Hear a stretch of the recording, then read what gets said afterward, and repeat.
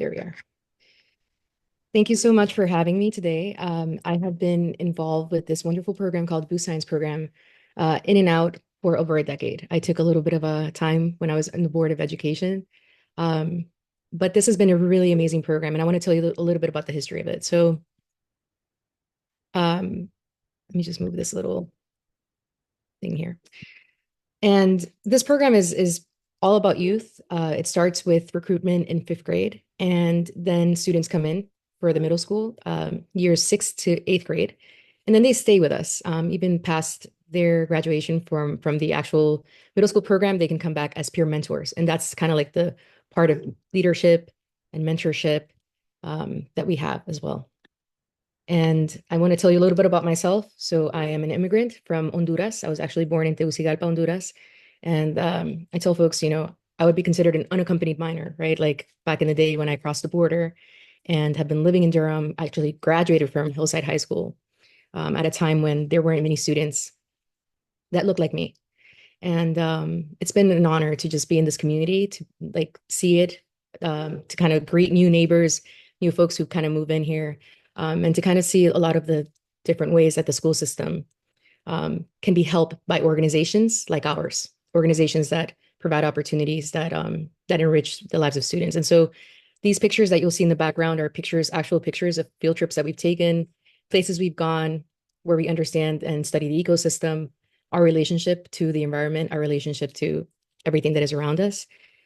And I'll also talk about why this program even started. And that is a historical piece that I, want to leave with you about Dr. Brenda Armstrong. She was an amazing cardiologist, the second Black female cardiologist in the nation at the time. And she was also an activist, and she was part of the 1969 Allen Building takedown at Duke. Her entire mission and her entire message has been about opening up access, giving opportunities to underserved communities.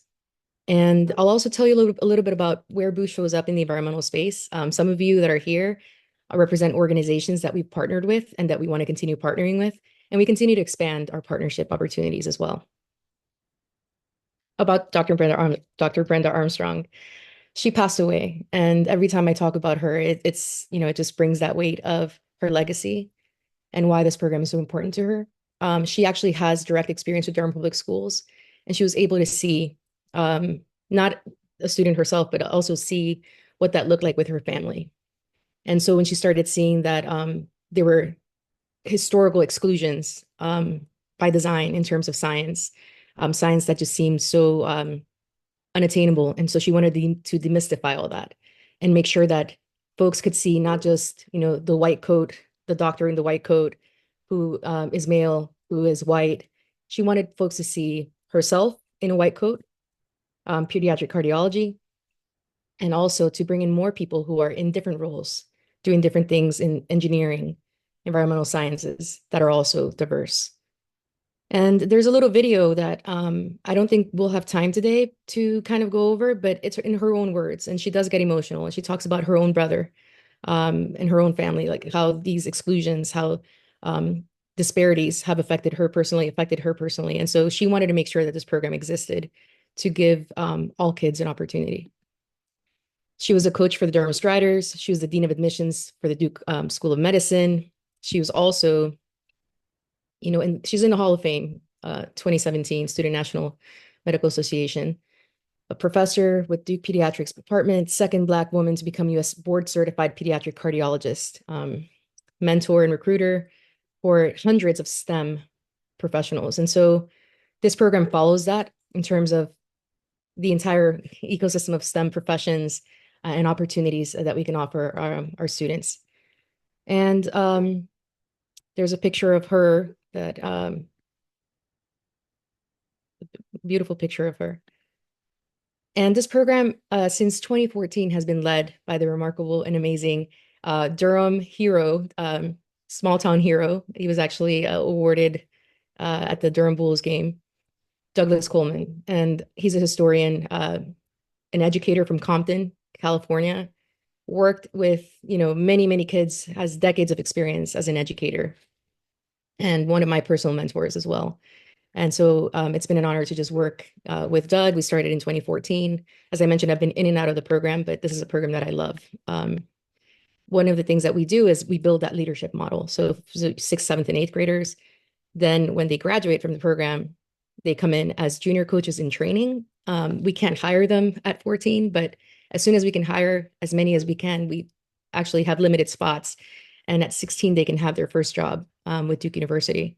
And then we stay with them. We want to make sure that they have access to information about college, if they choose to go to college, um, and also like support whatever efforts that they're involved in. And so as I mentioned, we have sixth grade, seventh grade, eighth grade, and then beyond. Um, and so actually this picture has my son. I'm not going to point him out because he's going to be angry if I point him out. But this is pretty much there's Doug, and we have had iterations like years after years of Boost, and we see kids from a small age. And this is actually a picture during our Boost launch. We actually had this particular amazing leader, Brianna, show up and talk about her experience. And so this is something that she gifted to us in terms of her pictures, her trajectory, starting in middle school, and then now, just being a coach. And now she leads other students, and she has her diploma, like her degree. And it's just been beautiful to kind of watch her evolve and continue to like support the program.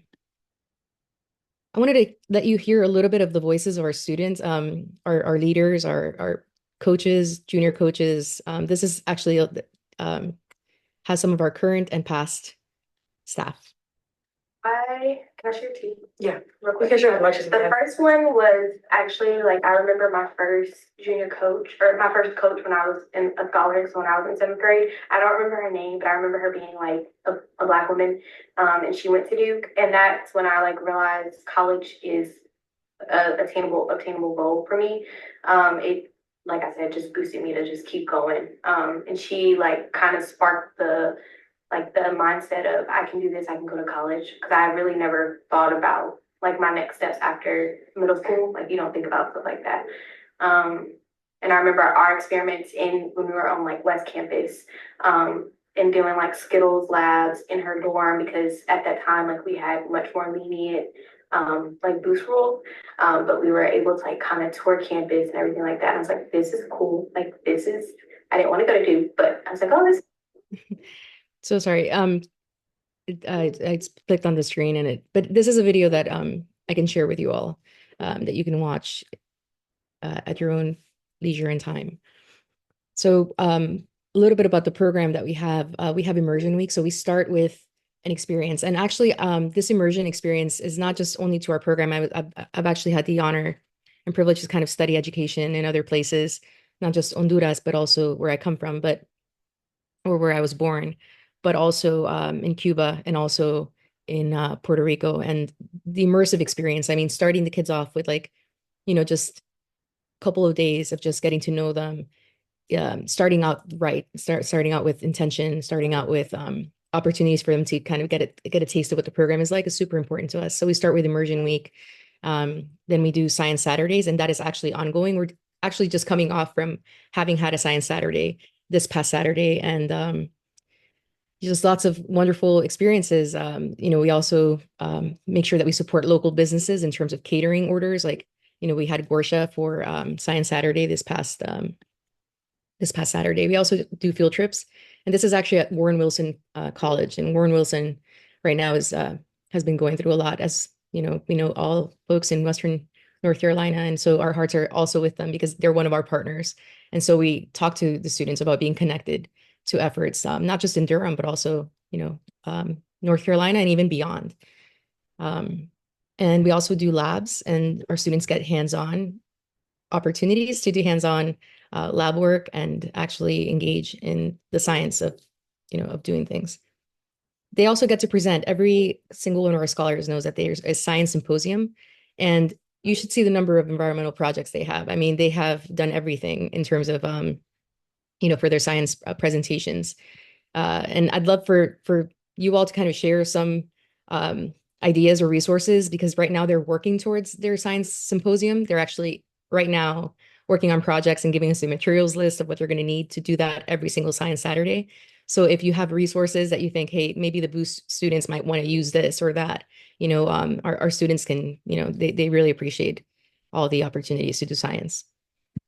And on Science Saturdays are also wonderful opportunities to get kids to hear from you all or from folks who are interested in coming to visit. And we've had really great presenters.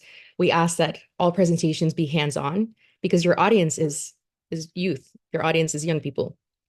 And so you have 1 hour from 10 to 11 to present, and then they do project planning. They spend time with their coach, their mentor. And, we provide lunch, and there's all kinds of things that we pack into the Science Saturday. This is in Spanish. One of the things that I love about our program is that we have such a diverse community, and I am so honored to work with families, especially families that I can speak Spanish to, but I've also spoken French, and so it's been really neat to interact with our families. So our main goal for Boost is for our scholars to build up the confidence, because I think that is something that is taken away from students who have historically not had access, historically not been seen in the pictures, historically not been in those hallways, with the folks that are actually leading this work. And being in spaces where you are the only one who looks like yourself is not a good feeling for a lot of people. So we want to be able to build that confidence, courage to follow their passions, no matter who they may be, and also form strong bonds with your coaches, junior coaches, and making folks feel at home. And the other thing is that we want to maintain those relationships. So we want to maintain even beyond, if they're in sixth grade, they're going to go to seventh grade, even as they go through Boost and all the different iterations of Boost by grade level. We want them to continue to build those relationships. We want them to talk about your work. And I mean, many Boost scholars have talked about experiences that they've had in with community-based organizations. Some of them have been, using their social medias to kind of talk about, I mean, so many different things, so many different examples that I can't get into, or we'll be here past the time. But we just want you to follow us, stay plugged in. We have all the social medias, and we also have like our Boost calendar right there if you want to take a picture and kind of see what's happening with Boost. And also keep in mind that even though the program is a middle school program, as I mentioned, there's a whole leadership development opportunity. And so students that matriculate from the Boost program, they come back as junior coaches in training, or when they're 16, they can become junior coaches and be hired. When they're, in college, they can become a coach. And so then they'll have their own group, their own squad. We call them squads. And also we want to make sure that they get to where they want to get. And so Boost Beyond is an extension of Boost that's actually fully led by students. So we're like Doug, myself, the program director, Douglas Coleman, and myself, we were just there to support in whatever ways we can. But there's a direct support towards college access, financial aid, where to find it. And they've had to navigate also like working with DACA students who, may have to pay out-of-state tuition even though they've lived here or they've gone to schools here. And that whole issue with treating some students as though they don't belong and that they have to pay out of state even though they've gone to our schools, right? That's been something else that this group has been incredible. They understand the complexity of all that, and they try to help get resources. And here are some other pictures that we have. And 100% of our main teams received at least one college acceptance, and many also received impressive scholarships. So that is really wonderful for us. And we'll continue to support, I guess, these efforts, whatever extensions the students want to take on and do other clubs or do other things. We also come into the school, so opportunities when and I didn't put any of my pictures, but I have like all kinds of memorabilia of like Booston schools. Also bringing my guitar because I love to sing, and so writing songs and telling the classrooms to we're going to do some science experiments and we're going to kind of like learn them in the different ways, including music. So it's been really neat to yeah, it's been really neat to do this. So I'm going to pause here and see if there's any questions that folks might have. And I'm going to I guess stop sharing.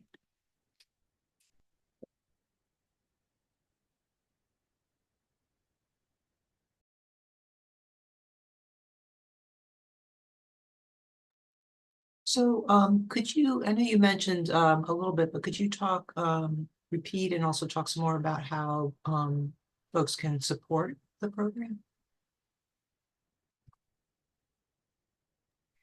Yeah, I think the biggest support is helping that vision of demystifying careers and opportunities. The program itself, Boost, is building opportunities and overtures in science and technology. And so, in whatever ways that you feel like you're opening up your spaces, for students to visit, or opening up opportunities, those kind of things we really want to share on our social medias, make that accessible to students. And then also the other thing is that, and this almost seems like underrated sometimes, but even your journey, how did you get to where you got? What were the supports that you got? Because those are the supports we envision for the students. Like nobody gets anywhere without support. And so sometimes like even the journey, like, how was that journey for you? What courses did you take? What was important for you to get to where you are? The other thing that we always like welcome, if there's materials that you think would be of benefit to our students, like we will take them. We actually Duke gives us like a little storage unit. So if and we go there all the time, we're bringing materials in and out. Our coaches are, lining up all the materials lists for every single activity. And so we stay pretty busy, trying to get all the materials that the students want to the materials that are going to help the students do what they want to do in terms of science and their activities. I think I see Maggie. Is your hand up? Yes, it is. Um, so I have a couple questions. One, do you have like a file that just lists all the materials that you need that you can share? Or Yeah, that's a Mhm. that's an ongoing list. And the reason why is because every Science Saturday they were working towards their symposium project, but they also have the right to change their project. So as they're going with, sometimes like they're telling us, like right now they told us that they want to see the life cycle of a chicken. Now we don't have the actual space at Duke. I don't know. Maybe Nicholas School. I don't know if they have, if to grow chickens and kind of watch that life cycle. And I don't think that that's possible for us. So maybe it's a partnership with a farm, and the kids can kind of go and there's so many. I mean, the kids have so many. Mhm. I hear their voices about all the wonderful things they want to do. And so I just think that the materials list. It's kind of like a conversation. Like, what do you think, I that you see. have, and that could be a benefit Hmm. to students, and we can offer Hmm. them and say, Hmm. maybe this might work with your project. There's so many different groups doing projects, so chances are they're going Right, to use it. right. And so the boost program that reaches the sixth, seventh, eighth graders, um, that's all completely scholarship based. There's no cost to the student, right? No No cost cost at at all. all. Hmm. And and uh they meet how often at that level? It's monthly, but for example, like this coming Saturday, we have a field trip with Frog Hollows outdoors. So we're gonna go to the Eno River, and so Okay. yeah, and we do provide food, and everything is uh we have partners, like that Hmm. understand we're a science program for kids and kind of work with us within our budget, because budgeting is one of those things with any program.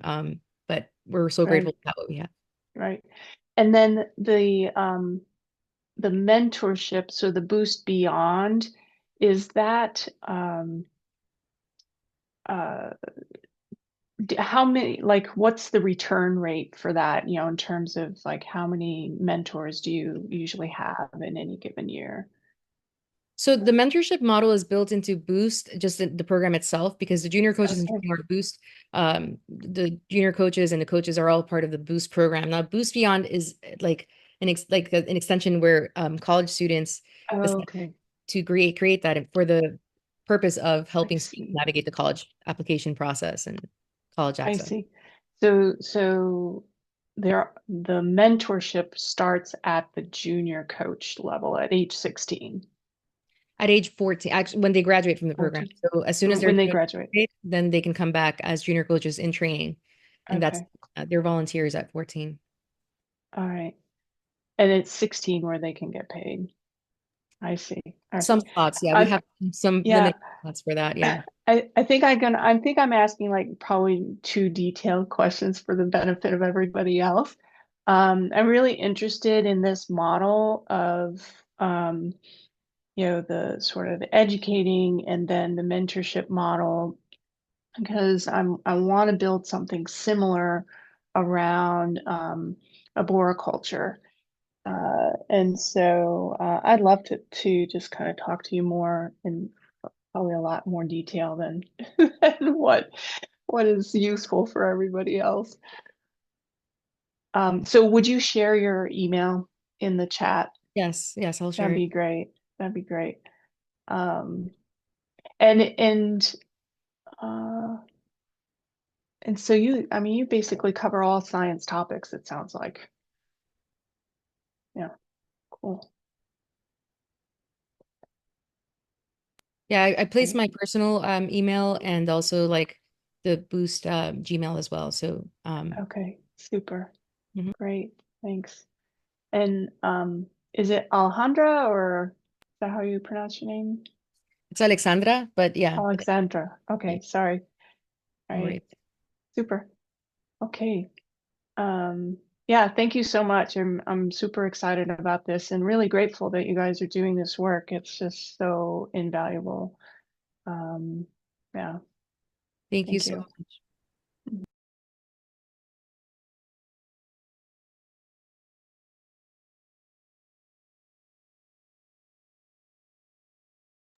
Thank you so much. I'm looking at the chat as well. Thank you, Tobin.